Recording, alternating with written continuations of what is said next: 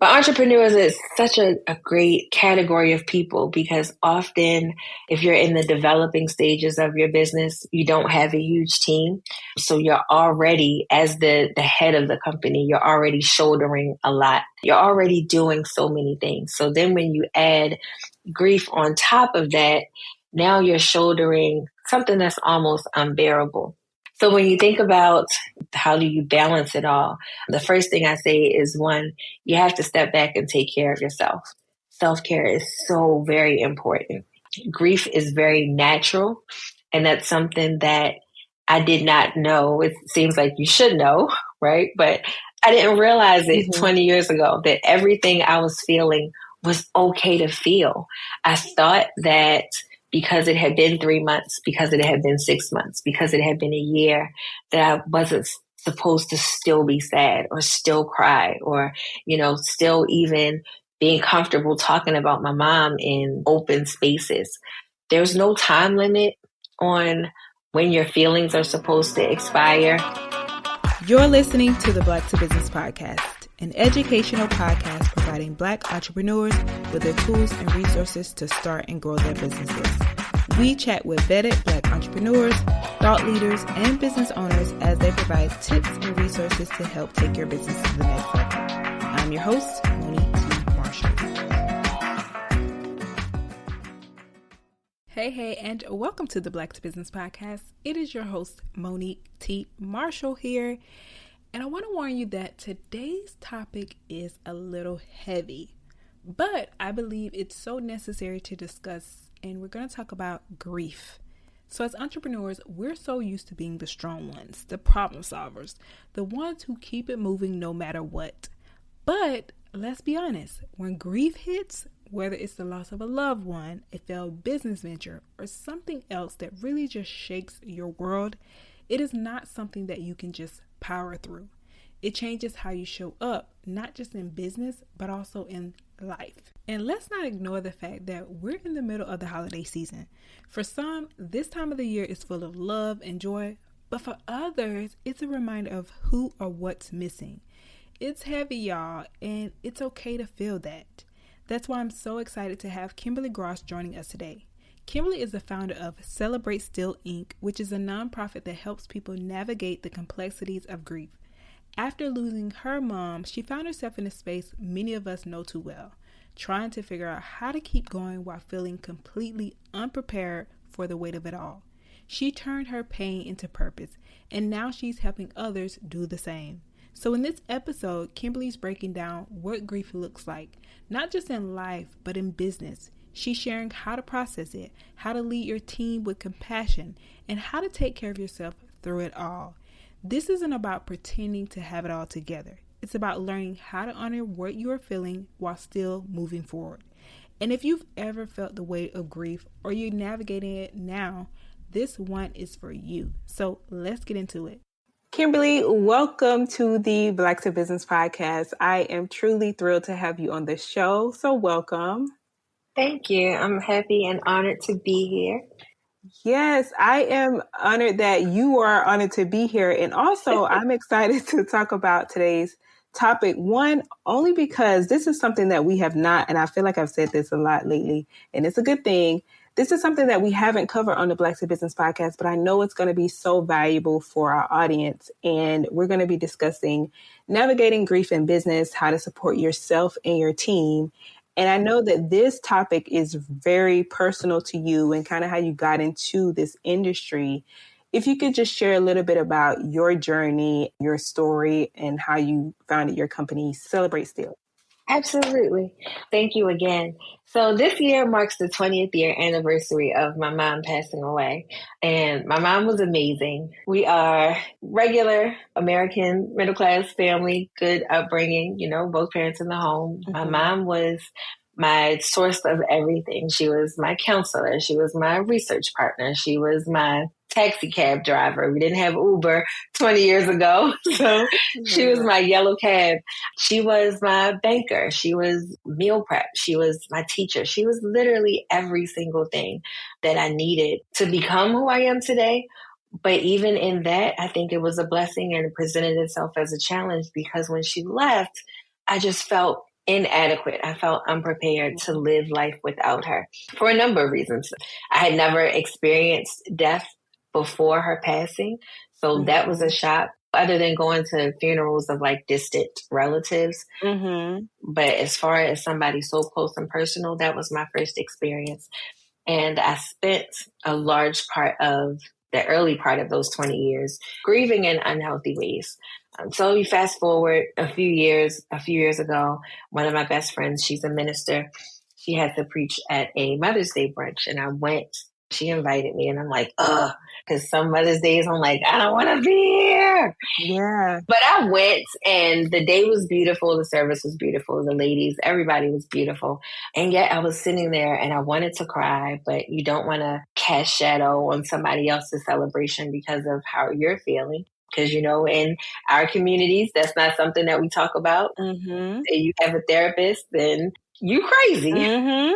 Yeah. So we don't share our challenges. We don't share our struggles. What happens in the house stays in the house. And so I left that day and I sat in the car. I just remember praying and just asking God to create or show me, like, where is there space for people like me? And I couldn't find anything. So when you don't find what you need, you make what you need. So went back to school, got some education to put behind experience and feelings so that I could present complete product to the world and celebrate Silva's birth. And here we are. Thank you so much for sharing that part of your story, and Absolutely. the perfect segue into understanding grief. As you mentioned, this is something that we often don't talk about in our community. It's something like, oh, it happened. Let's try to move on our own. But we want to talk about, how do you deal with this, understanding what it is, especially in the business, as a business leader, how do you deal? So for you, what would you say grief is, and how does it most commonly manifest after a loss of a loved one? So grief is really everything that you feel when you lose something that held value in your life. And it's easy to attach those feelings to the loss of a person, but really it's when you lose anything. It's when you lose a relationship. It's when we learned this with the pandemic. So many people were unemployed. And so that's a loss of income that changes how you live. So grief is feeling lonely. It's feeling hopeless. It's feeling sad. It's feeling empty. It's feeling, kind of lost and abandoned. It's love that you have for somebody, but you don't have that person or that thing to place that love on. And so you're just kind of stuck in this space, and it's just easy to put a word on it. And that word is grief. Wow. Perfect explanation. And I'm so glad that you mentioned the different ways or different forms of grief, because as business owners, we're thinking it's just the loss of a loved one, but it's like you said, that business loss, that financial loss, that failed business venture somebody might be facing, or even those major life changes. So now I want to get into how it can affect someone emotionally, mentally, and even physically in ways that impact their work life. And if you could kind of even share how you were dealing with that when you were navigating grief. Absolutely. So when you start thinking about grief in the workplace, there are about 10 different types or categories of grief, maybe like 10 or 11. And one of the more common ones that you see like in the workplace is something called masked grief. Or even disenfranchised. And disenfranchised grief may be more appropriate because that's grief that isn't openly acknowledged or validated, something that we don't normally talk about. And you see that when someone loses a job, right? And we may not think that that person is sad. It's like, oh, just go put in an application and find something else to do. But you don't think about how that impacts that person. This person has been accustomed to living a certain way, to maybe being the breadwinner in their home. So now it just doesn't affect them, but it affects everybody attached to them. And so that's how you see grief start to manifest and show itself. And you experience it. You set out with one picture in mind. So you have this idea, you go, you either apply for the job or you build this company or you open a business. and maybe you don't see the success that you anticipated. And that causes you to grieve and possibly retreat, but hopefully you get back up on the horse and you start to ride again. But that takes some time and effort. Yes. And Kimberli, as business owners, we are the leaders of companies. So it's like we have to show up. And oftentimes it is thought of like I have to push through because I don't want my team to see what I'm going through or feel like I'm off my game. So for business owner, why is it essential to recognize that grief as a natural response of loss, whether it's in the personal or professional realm, and the importance of addressing it rather than just pushing through it? That's such a great question, and I'm going to answer it in reverse. So when we push through without acknowledging what's going on, if you think about cleaning your space, like if you're in a messy room, think about your bedroom. If you have clothes everywhere, but you kind of just put them all in the closet and then you go back to living in your space. And so a few weeks go by and you've bought more clothes because you didn't do laundry and everything is piled up in the closet. And so now a few weeks go by and you're back in the same position. You have more clothes that are all over your bedroom. And so because you're not ready to clean your room, you put those clothes in the closet. And so you go and you buy more clothes and you wear them again. And now 3 weeks go by or 2 weeks or whatever, but you're back in the same space. And eventually the closet becomes so full that you can't close it and it just all spills out. And that is what happens when we don't address things, when we just push through. We act like it doesn't exist, but we're kind of just packing it away. And then it takes one failed venture, one no that we were expecting to be a yes, one employee quitting or maybe dropping the ball on something super small. Maybe they didn't follow up on an email. And then we explode. And we're not really mad about the missed email or the unanswered phone call. We're upset because we lost. We were expecting a yes. We were expecting a win. And we didn't want to be transparent and say, hey, this hurt. This one stung a little bit, or I was counting on this grant to come through, or I was counting on this client to be a yes. And it's okay to acknowledge that we're hurting because we're human. As much as AI is taking over the world, we're never going to be a robot. So we have to stop and acknowledge the human parts of ourselves. And only then do you allow yourself space to breathe, feel everything that you're feeling, and then move forward. Certainly. And I love that the human aspect of things, we are human, making it plain and real. And even with Celebrate Still, so you help leaders, entrepreneurs, individuals deal with the complexities of grief and loss. In your experience, how has or does the loss of a loved one uniquely impact entrepreneurs, especially those balancing those leadership responsibilities? Entrepreneurs are a very unique category of people. And I actually just did a presentation for a company, Grief in the Workspace. One of their directors passed away. But entrepreneurs is such a great category of people because often if you're in the developing stages of your business, you don't have a huge team. So you're already, as the head of the company, you're already shouldering a lot, right? You're often the secretary, you're often the procurement department. You're already doing so many things. So then when you add grief on top of that, now you're shouldering something that's almost unbearable. So when you think about how do you balance it all, the first thing I say is one, you have to step back and take care of yourself. Self-care is so very important. It's so important. Grief is very natural. And that's something that I did not know. It seems like you should know, right? But I didn't realize it 20 years ago that everything I was feeling was okay to feel. I thought that because it had been 3 months, because it had been 6 months, because it had been a year, that I wasn't supposed to still be sad or still cry or still even being comfortable talking about my mom in open spaces. There's no time limit on when your feelings are supposed to expire. There's no time limit on how long you're supposed to feel everything that you feel. What I do teach now, though, is, and that this is to prevent you from falling into depression, is to set a timer. So if you wake up and you are sad or you're not having a good day, give yourself an hour, give yourself 30 minutes, give yourself 2 hours, whatever you need. but don't stay there. Don't stay there. But self-care is the biggest thing that will help entrepreneurs, especially the head of the company, to stay healthy. Mental health is not just a catchy phrase. It's a real thing. Just like we have heart health. To stay emotionally healthy and mentally healthy, take care of yourself. Do something fun. Take a walk. It's scientifically impossible to walk by water and be sad. So I don't know if there's always water present, but just get outside and get into nature. Yes, that is so true. I love that you said that. And it makes me think about once my mom visited me here in Brooklyn and I live by a pier. She lives in Georgia, so it's rural Georgia. It's not surrounded by any water. And she was saying, you live by water. Like, I have to drive to Florida. Yeah. And I was like, I never thought about that. So now I was here like years and I never went to the pier. Now I do. So that's a great realization. And also, I do want to throw this in there. Creating spaces for your team members to talk about what they're feeling also builds the bond of you and your team from team member to team member.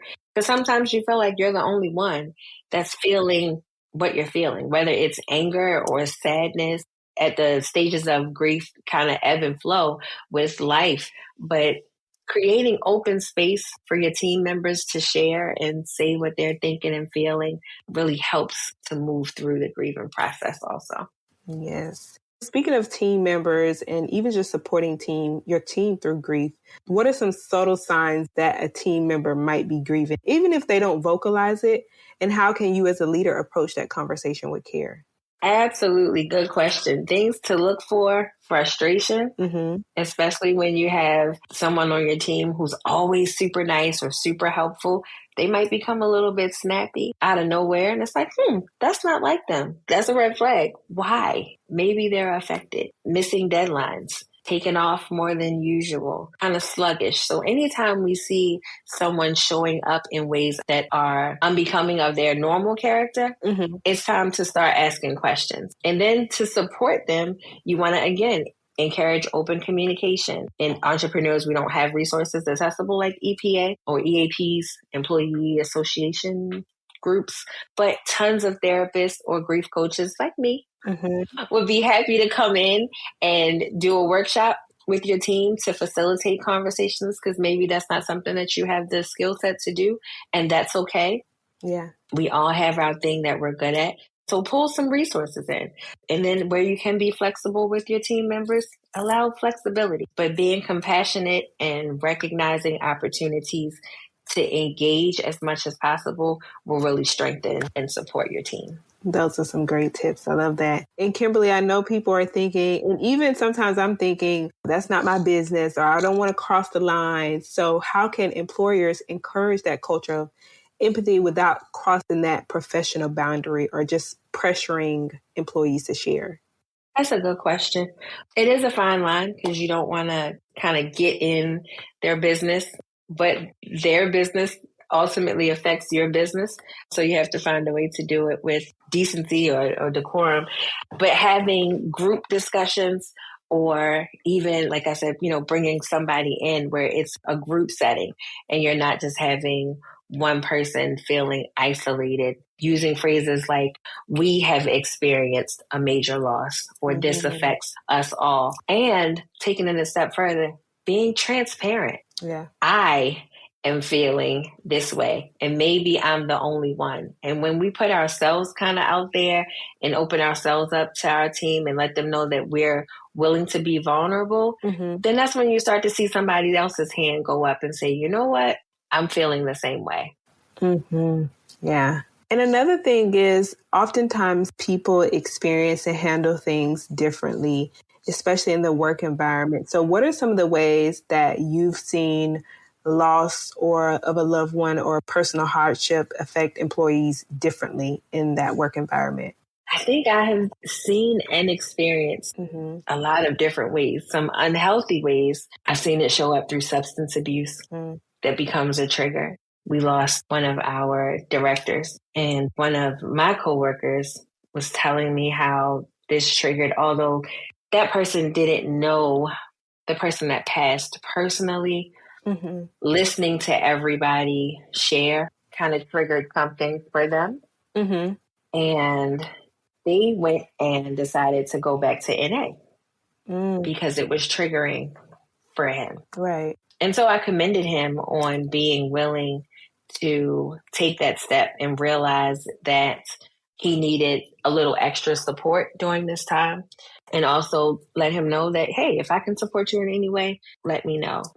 So you kind of see those things. But then you also see maybe some team members will kind of start to lean on each other and show up. It may look like you shouldering someone else's work for a little bit. Sometimes we like to stay in our own bubble and say, not my problem, not my assignment. Yeah. This is what I'm supposed to do, and I'm going to do this and this only. But going back to being human, and I think the pandemic kind of took a little bit of this away from us, but really being neighborly and saying, hey, if you're struggling right now, or if you need some help, and I have the capacity to take something off of your plate for a little bit, let me do that.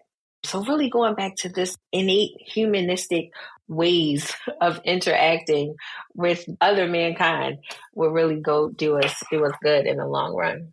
Yes, that is so true. And supporting one another, like you mentioned, throughout this process. And my condolences to you and your team for your loss. Thank you. You're welcome. One of the things I think this brings up also is how oftentimes as entrepreneurs, we feel if we don't show up as our best each and every day, especially when you're grieving, that's that feeling of guilt or inadequacy that may arise.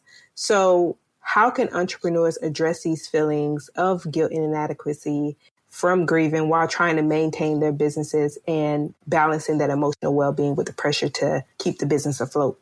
Two things I teach my clients, the biggest takeaways. I say, one, be intentional, right, about everything that you do. And two, self-care. And what do I mean by that? When we are actively grieving, and actively grieving means it's present. It's affecting our present day, right? It's not just a distant memory. It's something that we wake up with, and it's affecting how we show up. Grief affects our care barometer. And that's what we care about and how we look at other things. So we may be careless with our money. We may become careless in how we relationship with other people. We may start to isolate ourselves and build walls, right, around us instead of boundaries. But if we stay intentional about being present, about showing up, and about being honest with what we're feeling, then we can kind of get in front of that. And if we keep self-care on our plate, then we know that when we are feeling like, hey, this isn't really a good day where I feel like I'm showing up 100%, well, take a step back. What do you need today? Because you can't pour from an empty cup. The airline always says if the plane is going down, secure your own mask first. So maybe today isn't the day that you go into the office. Maybe today is the day that you trust your right hand or your left hand to handle something that you would normally handle on your own. And maybe today is the day that you go get that cup of double hot chocolate espresso and you take a walk. Or maybe today is the day that you go and do something fun for yourself and get your mind together and your feelings together. And then you show up tomorrow because you'll be better and you'll be ready to take on the day. That is some great practical tips and strategies. Love that.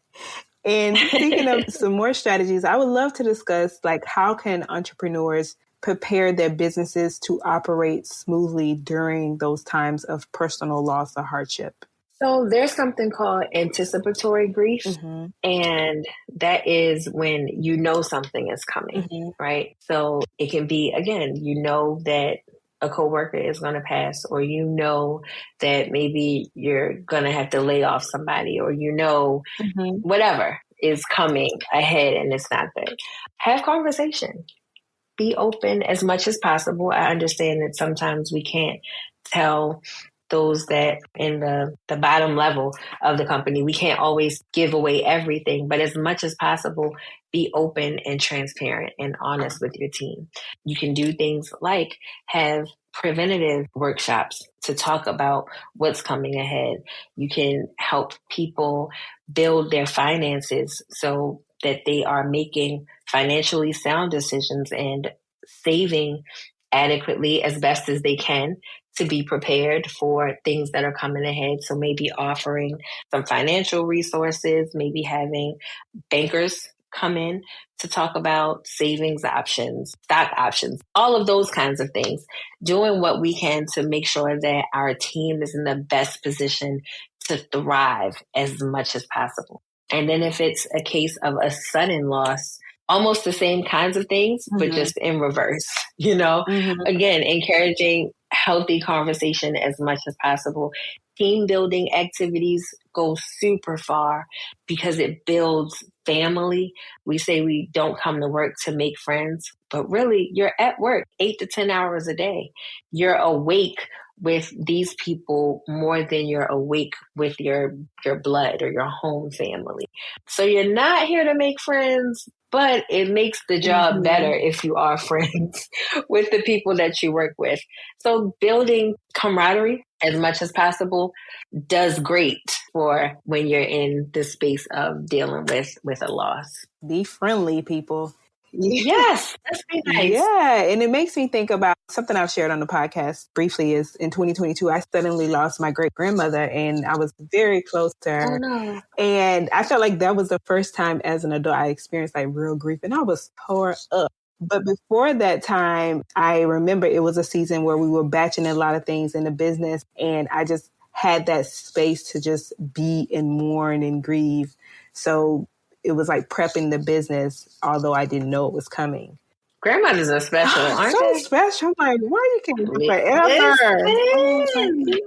Grandmothers are special. My grandmother, I lost both of my grandmothers in 2018 and 2019. No, 2018 and 2022. And I mean, that was like, whoo, the kind of grandmothers that they were, I hope to be someday. But grandmothers are special. They just have a hand in shaping you in a different way than our parents. It's a different kind of love. Yeah. Kudos to all the great grandmothers out there. Kudos to all the great grandmothers. I aspire to be like that as well. I love that you said that. And I love the fact that it's giving those practical strategies for if it's sudden or if it's like something that you know is coming. And it leads me to, as a leader, how do you recommend business owners support, or maybe some of the things that they offer in order to support their team during these tough times? So maybe it's like that bereavement time or those spaces to just unplug. Unplug is a great word. Unplug is awesome. If you have the capacity to literally unplug and go away from the office or away from the computers for even a half a day, that is so beneficial and does so much good for, I keep saying it, our mental and emotional health. But sometimes when we feel pressured, like we were talking a few minutes ago about having to show up in spite of the world burning down around us, that's heavy, right? Because you're trying to respond, you're trying not to let anything fall through the cracks, but maybe you kind of just want to sit and talk about how Joe was always the comedian in the office, or how he brought the donuts or whatever. So creating that space to do that outside of the workplace, even if it's just for a few hours, is so beneficial. It's so beneficial, and it builds trust. Your team will know that they can trust you with their emotions. Yes. And that you trust them to be honest and say, hey, I can't do this today, but I'm trying to. When you show them that you value them to that level, then you build a trust and a rapport with your people that becomes unbreakable. So it really benefits you as a business owner to literally unplug and step away. And Kimberli, as a business owner, one of the things that makes me think about also is that boundary that you set. So how can entrepreneurs set those boundaries in order to give themselves that space to mourn without neglecting their leadership responsibilities? So boundaries, I like boundaries. I love boundaries. Boundaries and walls, we walk a thin line. And sometimes as business owners, sometimes as people in general, we start to build walls when we've experienced grief, especially when you start having what's called compounded grief. So maybe you've experienced a few losses back to back over a short period of time. So then you start to build walls around yourself. And walls are isolating. It makes us cold. It makes us impersonal. And it keeps other people from getting in, and it also keeps us from getting out. When we build boundaries, though, instead of walls, it teaches us how to respond to other people and also other people how to respond to us. So building a wall would be only send me an email and I'll respond in 2 to 3 days or whatever, or only call me during this certain amount of time. Don't bring me anything, whatever, very absolute. Mm-hmm. When we build a boundary, though, it's saying, hey, I want to respond to this. However, today is a lot, or it's a really heavy day. I have so much going on. And on top of that, I'm dealing with this. I can't right now, but let's revisit this maybe tomorrow or maybe today at 3:00 or whatever. So a boundary is being transparent with where you are and how you're feeling, but then also saying when you will be able to show up. Mm-hmm. And when we communicate that way, it builds a better relationship with our team, but then also we give ourselves the time that we need to acknowledge our feelings and take the time for ourselves to be able to show up in the way that we need to. Mm-hmm. Yes, so solid. And one of the things you also spoke about in the beginning is how you had to realize that grief is not a day. It doesn't happen in a month, or, it's something that can happen at any time. Mm-hmm. So for you, how did you rebuild your focus after experiencing such a huge loss? And also, what advice can you give to others? That's such a big question. Mm-hmm. How did I rebuild my focus? I felt lost for probably the first 5 years after my mother passed away. I literally felt lost. Like, what am I supposed to do? How am I supposed to balance a checkbook? After my mother passed away, one of the things that I found when we were going through her things, she never cashed my paychecks. So I would give her my paycheck because I didn't have a bank account. Mm-hmm. I would give her my paychecks and she would give me the money for them. But I thought she was putting them in her account to give me the money back.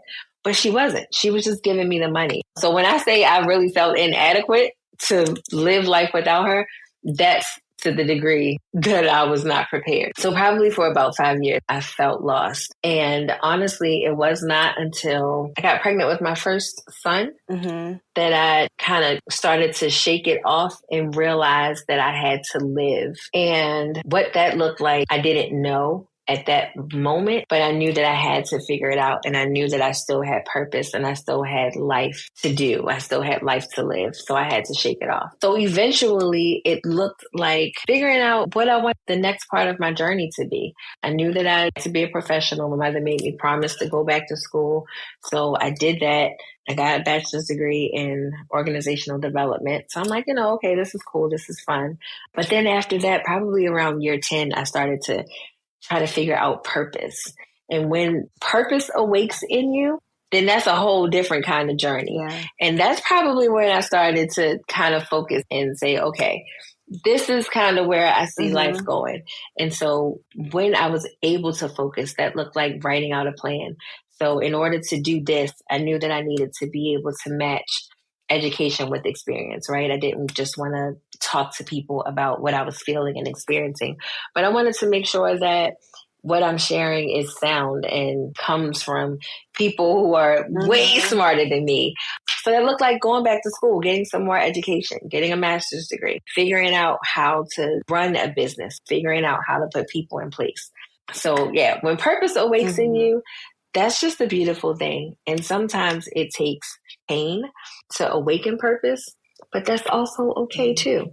Purpose is a good thing. So yeah, how did I refocus? Writing out a plan, figuring out what I wanted to do, where I wanted to go, who I wanted to be, and then taking the steps necessary to get there. Figure out what you want to do and who you want to be. Don't become so obsessed with the love you lost that you lose focus on the love you have. And in one aspect, that sounds cold because it's like, that hurt. That was a big thing. But what's ahead of you? You still have life to live. So figure out, who do you want to be? What do you want these next 5 years to look like? These next 10 years to look like? What's the plan for your business? What goals do you want to accomplish? Who's your market? Who's your audience? How do you attack that? How do you become fierce go-getter. If grief hasn't done anything else for me, it's definitely taught me that we do not have an endless amount of time. So with the time that you have, how aggressive do you want to attack what you want to become or what you want to do or who you want to impact? So figure it out, write it down, and then start knocking on doors. No one person has all the answers. I host a brunch every year. There's no way that I would be able to do it without the support of some key people. Knock on doors, ask for a yes. Tell them, be able to articulate your goals, what you're trying to do, make it relevant, make it make sense to somebody else, and then keep going until you get a yes. Like literally keep going. Literally keep going. And you had such an amazing example. Like, listen, hearing you speak, it's like continuing that legacy that your mom left. And now you're able to, you have 3 beautiful children as well, a mother of 3, and also going into how you are helping others navigate this. So it's just continuing the legacy. And that's our slogan, life, legacy, impact. I met with the department head at my mom's alma mater. And we started a scholarship in her name she was a nurse. So we started a scholarship there. And so now we're in fundraising season to be able to award funds to up and coming nurses to be able to go out into the world and be great, so find your purpose, find what excites you. And I'm telling you, like, be aggressive and do not stop. Like, don't stop. Kimberli, this is something that we haven't discussed on the podcast, but I'm so glad. I always think like Black to Business is just the best because we get to speak to amazing people like you on the things that you all are killing it at. Thank you. Yeah. And speaking of, I want to talk more even about the work that you're doing and some of the continued support. So how does your organization, Celebrate Still Inc., support individuals and communities who are navigating grief? Because I'm pretty sure someone listening is like, how can I connect? What does it look like? Yeah. So first of all, let me just say how excited I get when I get to meet someone who is in the beginning of their grief stage. And I get excited because I'm sitting in a seat of offering hope and I'm able to tell them that what you're feeling felt the same thing, but I'm also able to tell you that it won't always be like this. So for whomever is listening, if you're in day 1 or year 1, because sometimes year 1 feels like a really long day 1, let me just encourage you now and let you know that it does get better. It does get better. You wake up one day and you're not crying and you're able to think of your loved one with a smile. So hang in there. But people can follow us on social media, Instagram at Celebrate Still or Hey.40. Our website is www.celebratestill.org. Facebook is Celebrate Still. What services do we offer? We do so much. We have a grief support group that meets twice a week, which I love. I get to meet some phenomenal people. And one of our core values is definitely building community because I want people to know that what you're feeling, you're not alone, right? So the only way to do that is to come together. And so our grief support groups really become mini families. And I love seeing how people bond together during this time. So we do that. We do individual coaching, and then we also do workshops. So like I said, I just did one for a company called, the workshop was Grief in the Workplace. But I'll come to churches, I'll come to small businesses, all of the things. I love working with groups. I love working with people. We have journals available that kind of walk you through the stages of grief if you're not ready to come in person. And the journals are like a mini hand-holding or virtual hand-holding session. And then in May, we host our annual Mother's Day brunch. This year, we had 100 people attend. Whoa, oh my gosh. That's I was huge. so excited. So excited. We had 100 people attend, and it was really exciting because it was people who weren't directly connected to me. Mm-hmm. So the first year was more like family and friends, like, let me go support this girl because she's making up stuff to do. But then, you know how we support our cousins, Yes, like, yes. let's just go. She going through. But this year we had 100 attendees and the feedback has just been so great. It's not a sad time. We come, we have fun, have an awesome DJ. The food is catered. And this is what I mean by go and ask and don't stop until you get your yes. But one of the businesses here, KDW Catering, they cater our entire brunch for us. And the food is always amazing. Our dessert bar is donated. The decorating queen, she does that for me. She does our decor. We have a florist, Baltimore florist. They donate bouquets of flowers and individual flowers for our guests to get every year. So, you know, when you go and knock on doors and you have a vision that makes sense and you can make it make sense to somebody else, people want to be a part of it. They want to be a part. And so that's become like a big thing for us. And then we just did our Happy for the Holidays concert last Friday because seasonal grief is a thing. So we bring people together and we encourage community again. We provide a night of comedy. We have a ton of vendors, local artists come and put on a great show for our attendees and guests. We invite shelters to come and bring some of their residents there and have just a great time. So that's all the things that we're doing. So if I can help anybody in any way, trust me, call me, send me a message. Yeah. And I know exactly what you mean about people outside of your family. That speaks to the huge impact that you are making, those who are showing up that are people you don't know, support, and also getting that value as well. Baltimore Blossoms Studio. That's the correct name of the florist. I'm going to make sure I shout her out. The Decorating Queen and KDW Catering, our major, major, major sponsors this year. Kimberli, as you look back over your entrepreneur journey, what is the one risk that you were so glad that you took? The biggest hurdle, the biggest challenge, the most scariest part was starting. It's so easy to sit and come up with an idea. It's easy to envision what you think it's going to be.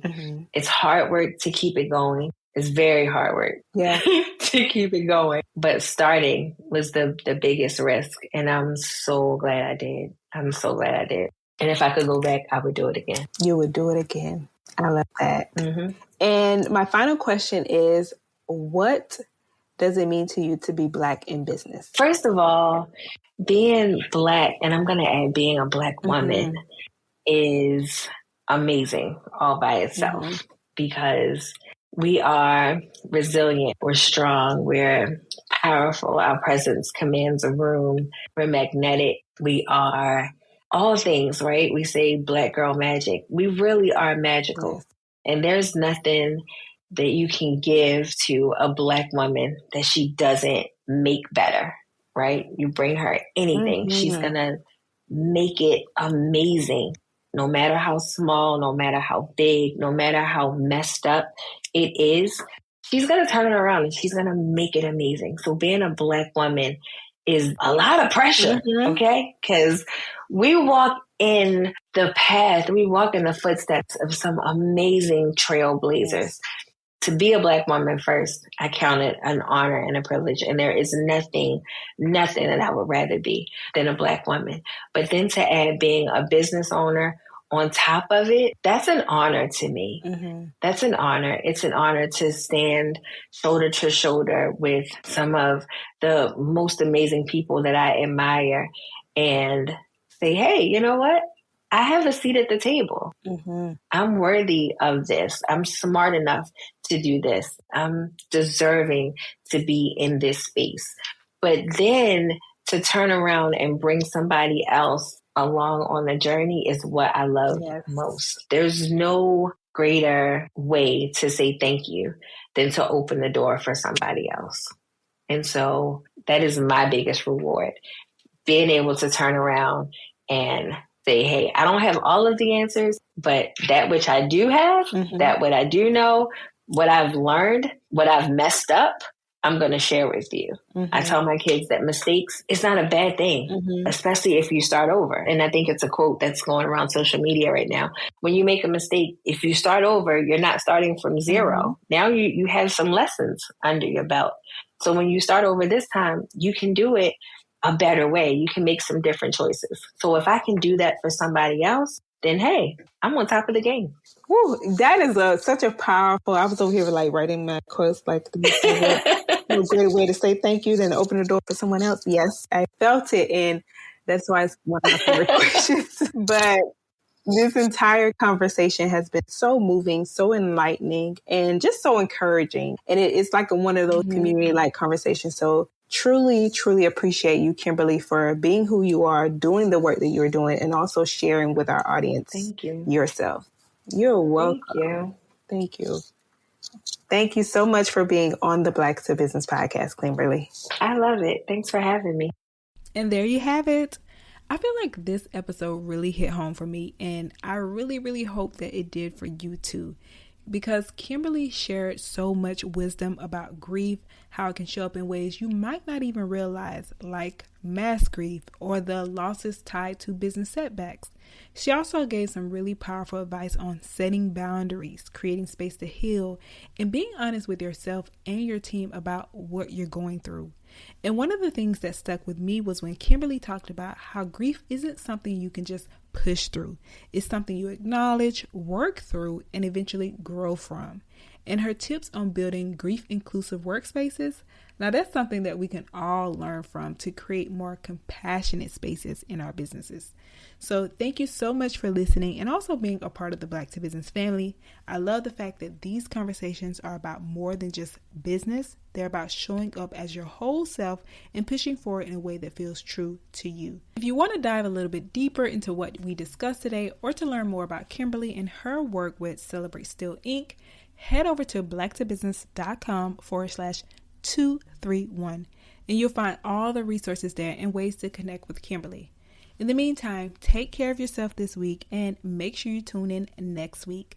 But until then, keep going, keep growing, keep building, and keep pushing the culture forward. You got this. Later.